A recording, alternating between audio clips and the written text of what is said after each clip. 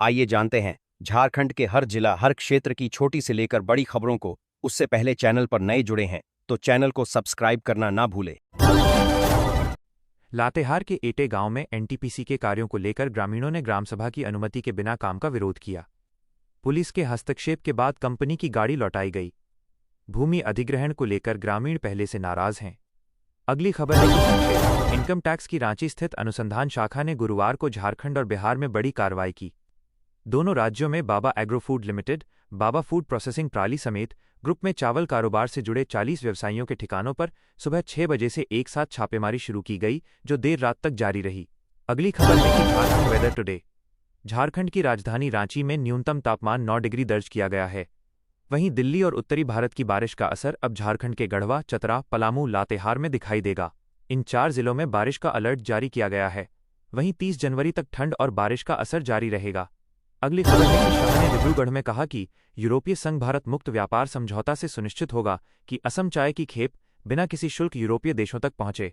उन्होंने खानीकर parade ground में एक जनसभा को संबोधित करते हुए कहा कि प्रधानमंत्री नरेंद्र मोदी ने हाल में हुए व्यापार समझौते के जरिए असम की चाय की पेरिस और बर्लिन के साथ साथ यूरोपीय संघ के अन्य देशों तक पहुंच सुनिश्चित की है। उन्होंने कहा, यूरोपीय संघ भारत व्यापार समझौता यूरोपीय देशों को असम की चाय के निर्यात को और बढ़ावा देगा। बता दें कि असम की 126 सदस्यीय विधानसभा के लिए इस साल मार्च-अप्रैल में चुनाव होने हैं। अगली खबर है कि मुझे बताते हुए खुशी हो रही है कि मुख्यमंत्री महिला रोजगार योजना के अंतर्गत चयनित लाभुकों को 2 लाख रुपए तक की अतिरिक्त वित्तीय सहायता प्रदान करने के लिए कार्रवाई प्रारंभ कर दी गई है। यह राशि चरणों में दी जाएगी, बशर्ते कि पूर्व में दी गई राशि का रोजगार करने के लिए सदुपयोग किया गया हो। अच्छा रोजगार चलने की स्थिति में आवश्यकतानुसार एकमुश्त राशि भी दी जा सकेगी। विभाग को निर्देश दिया गया है कि मुख्यमंत्री महिला रोजगार योजना अंतर्गत लाभुकों द्वारा उत्पादित वस्तुओं की मार्केटिंग की भी समुचित व्यवस्था सुनिश्चित की जाए। साथ ही इन लाभार्थियों को विभिन्न सरकारी विभागों के कार्यों से भी जोड़ा जाए, जैसे पोशाक निर्माण, सुधा बिक्री केंद्र, दीदी की रसोई इत्यादि। अगली खबर है कि इलाहाबाद हाईकोर्ट ने श्रीकृष्ण जन्मभूमि व शाही ईदगाह विवाद मामले में अगली तिथि 20 फरवरी 2026 नियत की है। इससे पहले सभी पक्षकारों को जो भी उनके प्रार्थना पत्र व संशोधन अर्जियां हों, उन्हें प्रस्तुत करने का निर्देश दिया है। अगली खबर है कि राजधानी से सटे इलाकों में बढ़ती सड़क दुर्घटनाओं और रैश ड्राइविंग पर अंकुश लगाने के लिए ट्रैफिक पुलिस ने बड़ा कदम उठाया है। शहर के आसपास के हाईवे और रिंग रोड पर सीसीटीवी कैमरा लगाया जाएगा। इसकी तैयारी शुरू हो गई। इसको लेकर रांची ट्रैफिक पुलिस ने रिंग रोड अथॉरिटी और राष्ट्रीय राजमार्ग प्राधिकरण NH को आधिकारिक पत्र भेजा है। अगली खबर है कि दावोस में आयोजित वर्ल्ड इकोनॉमिक फोरम की बैठक में भाग लेकर मंगलवार को मुख्यमंत्री हेमंत सोरेन झारखंड लौटे। राजधानी रांची स्थित बिरसा मुंडा एयरपोर्ट पर उनके साथ विधायक कल्पना सोरेन का ढोल नगाड़ों, पारंपरिक नृत्य और संगीत के साथ भव्य स्वागत किया गया। बड़ी संख्या में मौजूद झारखंड मुक्ति मोर्चा के कार्यकर्ताओं ने मुख्यमंत्री का अभिनंदन किया, जिससे एयरपोर्ट परिसर उत्सव के रंग में नजर आया। अगली खबर है कि शिक्षा और युवाओं के भविष्य पर फोकस। मुख्यमंत्री ने स्पष्ट किया कि यह यात्रा केवल निवेश आकर्षित करने तक सीमित नहीं थी। इसका उद्देश्य झारखंड की आने वाली पीढ़ियों के लिए बेहतर भविष्य तैयार करना भी था। शिक्षा व्यवस्था में सुधार, गुणवत्तापूर्ण उच्च शिक्षा, युवाओं के कौशल विकास और रोजगार के नए अवसरों पर व्यापक चर्चा हुई। साथ ही खेल के क्षेत्र में प्रतिभाओं को अंतर्राष्ट्रीय स्तर तक पहुंचाने के उपायों पर भी विचार विमर्श किया गया। अगली खबर है कि निवेश के लिए सकारात्मक माहौल बनाने की पहल। उन्होंने कहा कि झारखंड में औद्योगिक निवेश को बढ़ावा देने के लिए सकारात्मक वातावरण तैयार करने पर जोर दिया गया। दावोस सम्मेलन के दौरान विभिन्न औद्योगिक और शैक्षणिक संस्थानों के प्रतिनिधियों से सार्थक संवाद हुआ, जिसका लाभ आने वाले समय में राज्य को मिलेगा।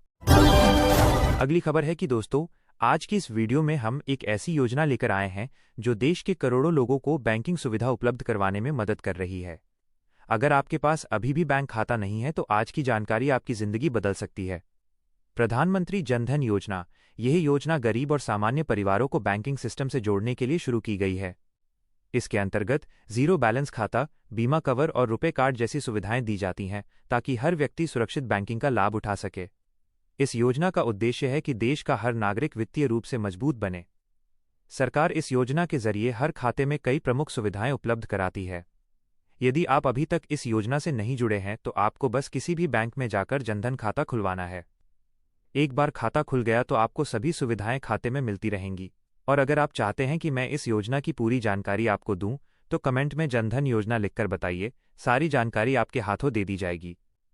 अगली खबर है कि उत्तर प्रदेश ने केंद्र और राज्य सरकार की योजनाओं के प्रभावी क्रियान्वयन के दम पर विकास के हर मोर्चे पर देश में मजबूत स्थिति दर्ज कराई है। मुख्यमंत्री योगी आदित्यनाथ के नेतृत्व में प्रदेश लगातार विभिन्न राष्ट्रीय योजनाओं में पहला स्थान हासिल कर रहा है, जिससे शासन प्रशासन की परिणाम आधारित कार्यशैली स्पष्ट रूप से सामने आई है। कागज से जमीन तक योजनाओं का असर। योगी सरकार में उत्तर प्रदेश ने योजनाओं को केवल घोषणा तक सीमित न रखकर उन्हें जमीन पर उतारने का कार्य किया है। इसका परिणाम ये रहा है कि आवास, कृषि, उद्योग, इंफ्रास्ट्रक्चर, ऊर्जा, डिजिटल गवर्नेंस और शिक्षा जैसे क्षेत्रों में प्रदेश ने राष्ट्रीय स्तर पर अपनी सुदृढ़ उपस्थिति दर्ज कराई है। कारोबारी सहूलियत, ईज ऑफ डूइंग बिजनेस के मामले में भी Uttar Pradesh top achievers state के रूप में उभरा है। पीएम आवास योजना में देश में अव्वल। प्रधानमंत्री आवास योजना ग्रामीण एवं शहरी के तहत आवास निर्माण में उत्तर प्रदेश देश में पहले स्थान पर रहा है। बीते लगभग 9 वर्षों में 62 लाख से अधिक परिवारों को पक्के मकान की सुविधा उपलब्ध कराई गई है। इससे गरीब और मध्यम वर्ग के जीवन स्तर में ठोस सुधार देखने को मिला है। अटल पेंशन योजना में भी शीर्ष स्थान।